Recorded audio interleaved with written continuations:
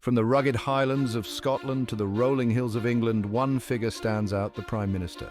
The office embodies the essence of British leadership, steering the ship of state through peace and war, prosperity and hardship. Join us as we unravel the stories of these remarkable individuals.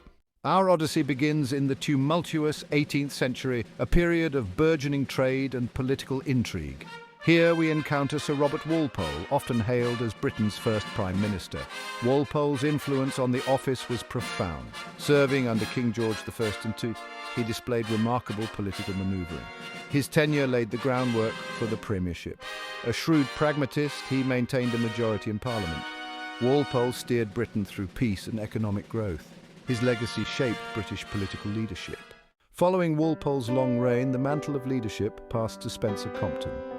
His 76-day premiership serves as a stark reminder of the fickle nature of political power. Compton was the first Prime Minister from the House of Lords. His resignation paved the way for a new generation of leaders.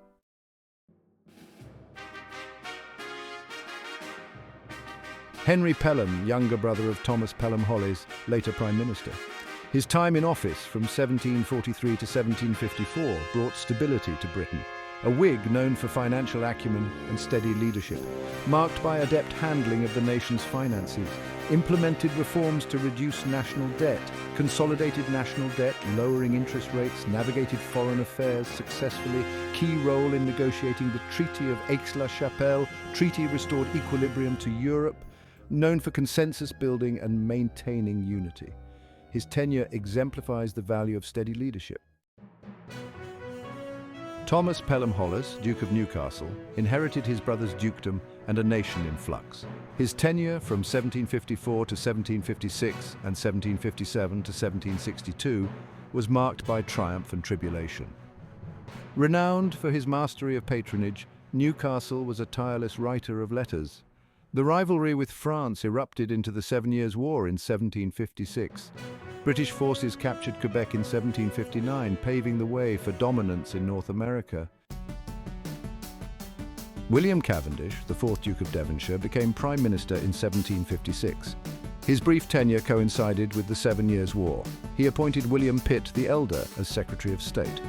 This decision marked a turning point in the war. Pitt's leadership galvanized the British war effort.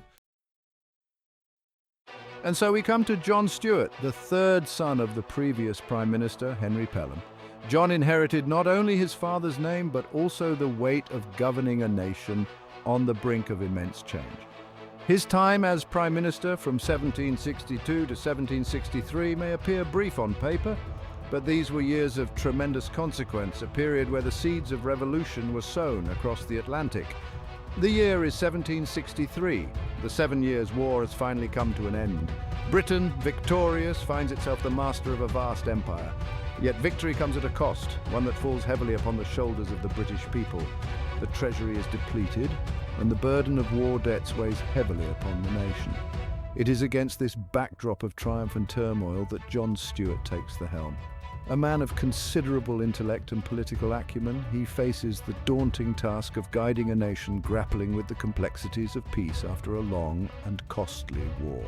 His decisions, particularly those concerning the burgeoning American colonies, will have far-reaching consequences, shaping the destiny of nations for generations to come.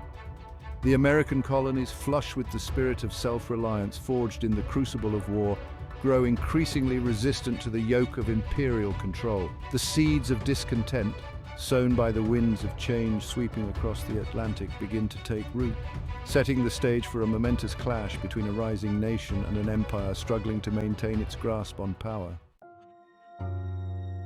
1763 now. John Stuart resigns and George Grenville becomes the next Prime Minister. The treasury is depleted and war debts weigh heavily. Grenville sees the American colonies as a revenue source. He implements the Stamp Act of 1765. The act sparks outrage and cries of no taxation without representation. This act sows seeds of discord, leading to a war for independence. Following George Grenville, Charles Watson Wentworth becomes Prime Minister in 1765. A Whig politician, Rockingham faces a divided political landscape. The Stamp Act has caused unrest in America. Rockingham seeks to mend relations with the colonies. He repeals the Stamp Act in 1766. The repeal is celebrated, but underlying tensions remain. Rockingham resigns in 1766, weakened by internal divisions. William Pitt the Elder dominated British politics during a period of great upheaval. Pitt's remarkable gift for oratory inspired the House of Commons. His strategic vision extended to the empire in North America and India. Under his guidance, Britain secured control of Canada, solidifying its global power. Augustus Fitzroy, the third Duke of Grafton, inherited a complex political landscape. Fitzroy's tenure was marked by a desire for reform. He attempted to address the growing unrest in the American colonies. John Wilkes, a radical politician, challenged Fitzroy's authority. Despite his best intentions, Fitzroy struggled to navigate these turbulent waters. Frederick North, Lord North, is forever linked to the American Revolution. He became Prime Minister in 1770, inheriting a deteriorating colonial situation. Events like the Boston Tea Party fueled open rebellion. Despite attempts at peace, war broke out in 1775. The conflict ended in defeat for Britain and American independence. William Petty, the second Earl of Shelburne, ascended to Prime Minister reluctantly. His tenure saw Britain grappling with the aftermath of the American War of Independence. A Whig, Petty was an advocate for Enlightenment ideals and free trade. Influenced by Adam Smith, he aimed to liberalize trade. Despite his efforts, political instability marked his time in office. Forced to resign in 1783, his vision remained unfulfilled. The William Cavendish Bentinck, the third Duke of Portland, brought stability to Britain. Known for his steadfast nature and commitment to duty, Portland focused on pragmatic governance. His tenure provided continuity during political and social change. He faced significant challenges, including the conflict in Ireland. Portland opposed moves towards Irish independence. His steady hand provided stability during a turbulent period. And now we come to a pivotal figure in British history, William Pitt the Younger, the youngest Prime Minister Britain had ever seen. At 24, he led a nation facing economic challenges and the threat of revolution. Son of former Prime Minister William Pitt the Elder, he had a natural aptitude for politics. A gifted orator, he commanded the House of Commons with eloquence. His administration tackled corruption and strengthened finances. The French Revolution dominated much of Pitt's premiership. Henry Addington, Prime Minister in 1801, negotiated the Treaty of Amiens in 1802, allowing Britain to recuperate and consolidate its resources. In 1804, Addington resigned, paving the way for William Pitt the Younger's return. William Grenville, a seasoned Whig statesman, succeeded his cousin William Pitt the Younger as Prime Minister in 1806. Grenville, an ardent abolitionist, led a coalition government against the transatlantic slave trade. The Abolition of the Slave Trade Act, passed in 1807, stands as a testament to Grenville's unwavering commitment to justice. Spencer Perceval's time as Prime Minister was tragically cut short. Assuming office in 1809, he faced the Napoleonic Wars and economic uncertainty. A staunch Tory, he navigated these challenges with determination. On May 11, 1812, Perceval was shot and killed by John Bellingham. His assassination sent shockwaves through the nation and Europe. Robert Banks Jenkinson, the second Earl of Liverpool, became Prime Minister in 1812. Britain was embroiled in the Napoleonic Wars, casting a long shadow across Europe. Liverpool, a seasoned politician, navigated the nation through turbulent waters. The Napoleonic Wars ended in 1815, ushering in peace and British dominance. Yet economic hardship and social unrest marked this period. The Corn Laws and the Peterloo Massacre highlighted growing tensions. Liverpool's steady hand shaped the political landscape of the 19th century. George Canning, a charismatic politician, rose to Prime Minister in 1827. Known for his eloquence and sharp wit, he advocated for liberal policies. His tenure, cut short after 119 days, left a historical mark. Canning's vision extended far beyond Britain's shores. He championed South American independence, breaking from European powers. His intervention in the Greek War of Independence cemented his reputation. Domestically, he sought religious equality and supported Catholic emancipation. Canning's legacy is one of dynamism and progressive ideals. Following the death of George Canning, Frederick John Robinson, later known as Viscount Goderic, became Prime Minister in 1827. He inherited an economy grappling with the aftermath of the Napoleonic Wars. Inflation was high, unemployment rampant, and poor harvests led to widespread hardship. Goderic sought to navigate these economic waters with a steady hand. He believed in a balanced budget and fiscal responsibility. His premiership was marked by economic uncertainty and social unrest. His tenure coincided with a crucial period of economic transition for Britain. Arthur Wellesley, the first Duke of Wellington, victor of Waterloo. He transitioned from military hero to political leader. His tenure as Prime Minister saw the Catholic Emancipation Act of 1829. Wellesley balanced power and faced criticism, yet remained a figure of duty. His legacy endures in both military and political history. Charles Grey, the second Earl Grey, stood at the forefront of significant political and social change during King William IV's reign. His name is synonymous with the Great Reform Act of 1832, a pivotal moment in British democracy. This act addressed long-standing inequalities and antiquated electoral systems. Calls for reform echoed through Parliament and the streets of Britain. Grey, a staunch advocate, recognised the urgency of reform. The Reform Act aimed to redistribute seats and expand the franchise. Despite resistance, its passage marked a turning point in British history. Following the Great Reform Act, Britain navigated a changing political landscape. William Lamb, 2nd Viscount Melbourne, became Prime Minister during this transition. Known for his wit and pragmatism, Lamb faced immense change and uncertainty. The Industrial Revolution reshaped society, creating wealth and exacerbating social divisions. His tenure saw challenges like workers' rights and social unrest. Lamb's legacy lies in his steady hand during a time of upheaval. He laid the groundwork for a more inclusive and representative democracy. Sir Robert Peel, a figure of considerable consequence in British leadership. Twice Prime Minister, Peel was a Tory who embraced pragmatism and reform. His decision to repeal the Corn Laws in 1846 cemented his place in history. Despite opposition, Peel argued cheaper food was essential for the nation. This act led to free trade and solidified Peel's legacy.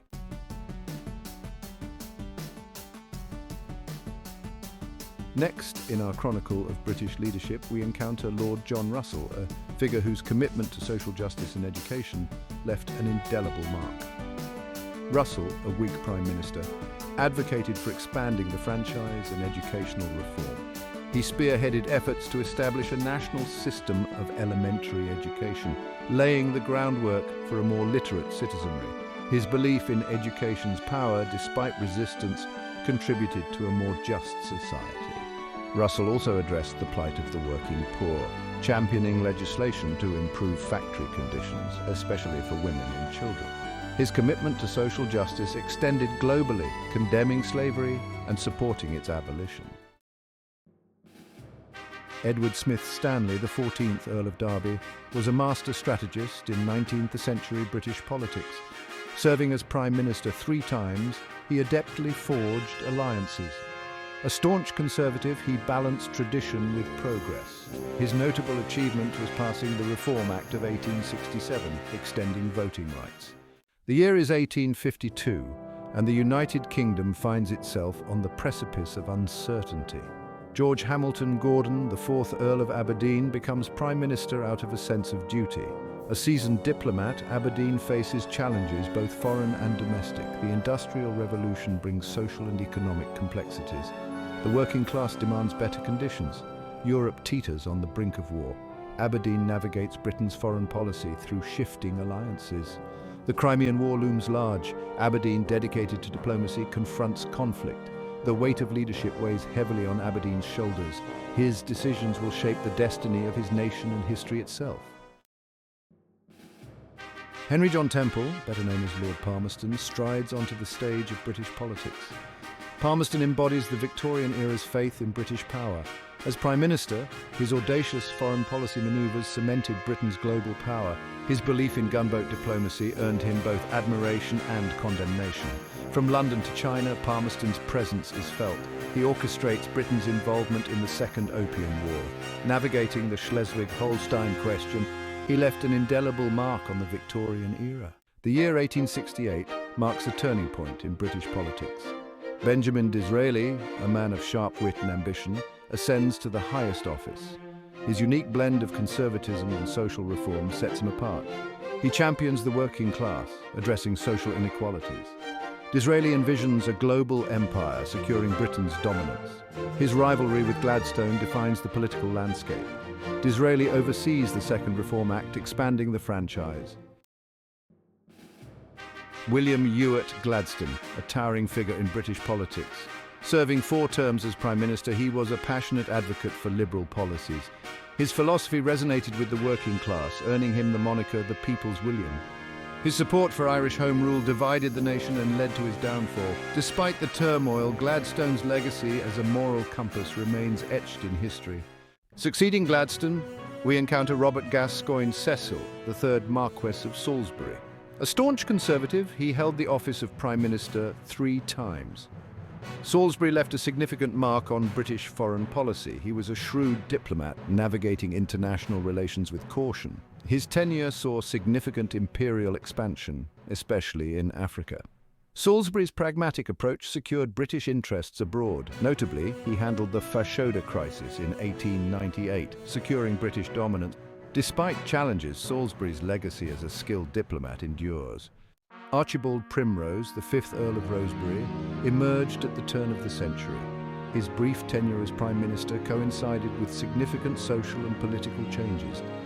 The Labour movement and women's suffrage gained momentum, challenging the status quo. Rosebery's government enacted reforms like expanding local government powers and free school meals. Internal divisions and the Boer War overshadowed his short-lived premiership. Arthur Balfour, a conservative statesman, left an indelible mark on Britain's foreign and educational landscape. His legacy includes the Entente Cordiale of 1904, easing Anglo-French rivalry. He championed the Education Act of 1902, improving access for children. The year 1905 witnessed the ascendancy of Henry Campbell Bannerman, a Liberal statesman. His premiership marked a shift in British politics towards a progressive path. Notable achievements included free school meals for underprivileged children. His government laid the groundwork for transformative social welfare reforms. Campbell Bannerman's dedication to social justice left an enduring legacy. In 1908, Herbert Henry Asquith became Prime Minister. His premiership from 1908 to 1916 was dominated by the First World War. Asquith's government faced the outbreak of war in 1914. Mobilizing the nation required decisive leadership. The war marked a turning point in his premiership. Asquith's wartime leadership remains debated. In the aftermath of the Great War, a nation scarred and weary looked for leadership. David Lloyd George, the Welsh wizard, stepped onto the world stage. His energy and ability to forge compromise saw him through the Paris Peace Conference. Lloyd George's premiership was far from smooth. The post-war world was riddled with economic woes and social unrest. Following Lloyd George's tumultuous tenure, Britain needed stability. Enter Andrew Bonar Law, a man of quiet determination. His premiership contrasted with his predecessor's flamboyance. He resonated with a nation eager for normalcy. Handling the Chanak crisis, he averted military conflict. Bonar Law's legacy as a stabilizing force remains significant. The interwar period presented Britain with unique challenges. The scars of the Great War ran deep and the global economy teetered on collapse. Stanley Baldwin emerged as a central figure in British politics. His 3 terms as Prime Minister speak to his enduring influence. The general strike of 1926 posed a significant challenge to his government. His final term coincided with the growing threat of Nazi Germany. Baldwin's approach to this crisis has been much debated. Stanley Baldwin's impact on British politics was profound. The year is 1929. A financial storm gathers, threatening to put the world into an economic crisis. Ramsay MacDonald takes control as Prime Minister. The Wall Street crash sends huge shockwaves, plunging Britain into the Great Depression. MacDonald grapples with soaring unemployment and social unrest. The Labour government struggles to contain the economic fallout. MacDonald finds himself increasingly isolated, his leadership questioned. In the aftermath of the Great Depression, a new threat emerges from Europe. A wounded Germany, fueled by resentment, seeks to reclaim its lost glory. At the helm stands Neville Chamberlain, determined to avoid another world war. His policy of appeasement culminates in the Munich Agreement of 1938, ceding the Sudetenland to Germany. The agreement, hailed as a triumph, proves hollow. Hitler, emboldened, sets his sights on further expansion. The promise of peace rings hollow as war drums beat louder. Chamberlain's legacy remains debated. As war looms, Britain turns to Winston Churchill, a leader of defiance and resolve. Churchill, who warned of the Nazi threat, becomes Prime Minister. His words galvanize a nation in its darkest hour. 1940 marks a turning point in War II. Nazi blitzkrieg devastates Europe, France falls, Britain stands alone, Churchill's leadership a beacon of hope. "We shall never surrender," Churchill declares, inspiring a nation. The Second World War left Britain battered. Clement Attlee, Labour Party leader, took the helm in 1945. His government embarked on radical reforms, reshaping British society. The creation of the NHS made healthcare a right for all. Attlee's government nationalised key industries, aiming for economic revitalisation. Anthony Eden, a figure long associated with British diplomacy, stepped into the role of Prime Minister in 1955. His time in office was dominated by the Suez Crisis, a major international event. When Egyptian President Gamal Abdel Nasser nationalized the canal, Eden joined forces with France and Israel to seize control. The invasion was met with international condemnation, even from the United States. The United Nations demanded a ceasefire, leading to British withdrawal. This marked the end of Britain's role as a global superpower. In the aftermath of the Suez Crisis, Harold Macmillan, known for his pragmatism, became Prime Minister in 1957. He sought to restore confidence and chart a new course for Britain. In 1960, he declared a wind of change is blowing through this continent. Macmillan redefined Britain as a modern, outward-looking nation. His government oversaw economic growth and rising living standards. In the labyrinthine world of British politics, Alec Douglas-Home's path to the premiership stands out. Born into an aristocratic family, his ascension marked a departure from the rising tide of politicians from less privileged backgrounds. Taking office in 1963, his government faced a resurgent Labour Party. After less than a year in office, Douglas-Home's Conservative Party faced defeat in the 1964 general election. His time as Prime Minister, though fleeting, offers a glimpse into a pivotal moment in British history. The year 1964 ushered in a new era in British politics with Harold Wilson. Wilson led a Labour government that sought to reshape Britain's social and economic fabric. His vision was one of a fairer, more just society. Wilson's governments expanded education, healthcare and social welfare. He championed investment in universities and scientific research. He understood a nation's true wealth lay in its people. The social landscape of Britain was transforming. Traditional values were being challenged. Wilson's government enacted landmark legislation on social issues. Despite challenges, Wilson's governments left an indelible mark. His legacy is one of progress and social justice. The early 1970s saw Edward Heath, a Conservative Prime Minister with a vision for a more integrated Europe. Heath believed Britain's destiny was intertwined with Europe. His premiership was defined by joining the European Economic Community. The decision faced critics concerned about sovereignty and economic impact. Heath remained convinced of the benefits. In 1973, Britain joined the EEC, altering its history. The year is 1976. The United Kingdom faces economic uncertainty. James Callaghan becomes Prime Minister. A seasoned Labour Party politician, he held roles like Chancellor and Foreign Secretary. His pragmatism was crucial during the economic crisis. Callaghan also focused on Northern Ireland peace efforts. Though not immediately successful, he laid the groundwork for future peace. In the spring of 1979, a new era dawned in British politics. Margaret Thatcher became the first female Prime Minister of the United Kingdom. Known as the Iron Lady, she was a resolute figure. Her policies, dubbed Thatcherism, aimed to revitalise Britain's economy. Thatcher's leadership during the Falklands War cemented her image as a world leader. Following Margaret Thatcher's departure in 1990, John Major, her Chancellor, took over.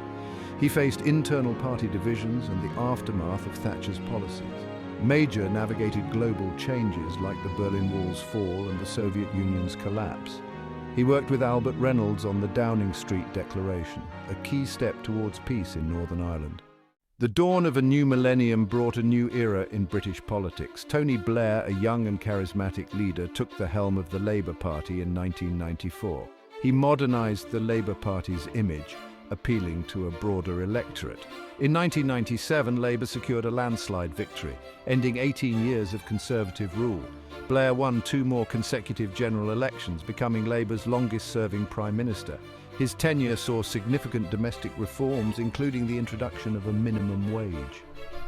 Internationally, Blair's interventionist approach led to UK involvement in Iraq and Afghanistan. Following Tony Blair's departure, the mantle of leadership passed to Gordon Brown. Known for his formidable intellect, Brown's premiership began with hopes for economic prosperity. The 2008 financial crisis presented an unprecedented challenge, casting a shadow over Brown's time in office. His response included bank bailouts and fiscal stimulus, which were both lauded and criticised.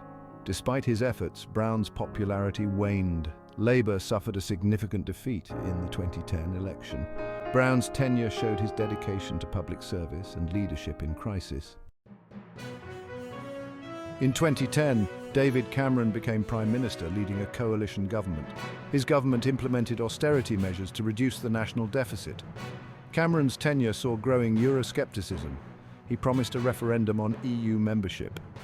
On June 23, 2016, the UK voted in a historic referendum. The Leave campaign's victory led to Cameron's resignation. Theresa May, a figure often compared to a stoic headmistress, became Prime Minister in the turbulent wake of the Brexit referendum. Her premiership was dominated by the complexities of the withdrawal agreement. The nation found itself sailing into uncharted waters. May faced an uphill battle from the start. The referendum had exposed deep divisions within British society. The path forward was fraught with obstacles. The negotiations were a delicate dance. Despite her best efforts, May's proposed withdrawal agreement faced staunch opposition. The House of Commons rejected the deal 3 times, leaving the nation in a state of political limbo. Boris Johnson is recognisable as a lion on the savannah, albeit with more unkempt hair. Elected in 2019, Johnson promised to get Brexit done and lead Britain into a new golden age. The COVID-19 pandemic demanded swift and decisive action. Johnson implemented lockdowns and oversaw a massive vaccination program. The war in Ukraine tested Johnson's mettle on the international stage. Domestically, Johnson's premiership was plagued by scandal and controversy. Rishi Sunak emerged as the new leader of the Conservative Party and Prime Minister of the United Kingdom. He inherited an economy reeling from the pandemic, facing soaring inflation and a cost-of-living crisis. Sunak's tenure is marked by a cautious and pragmatic approach. He focuses on stabilizing the economy and navigating geopolitical challenges. The war in Ukraine impacts energy prices and global supply chains. Sunak supports Ukraine while mitigating the conflict's impact on the British economy. Our journey through British history ends here. Each Prime Minister has left their mark, shaping the United Kingdom we know today. Subscribe for more journeys into the past. Farewell.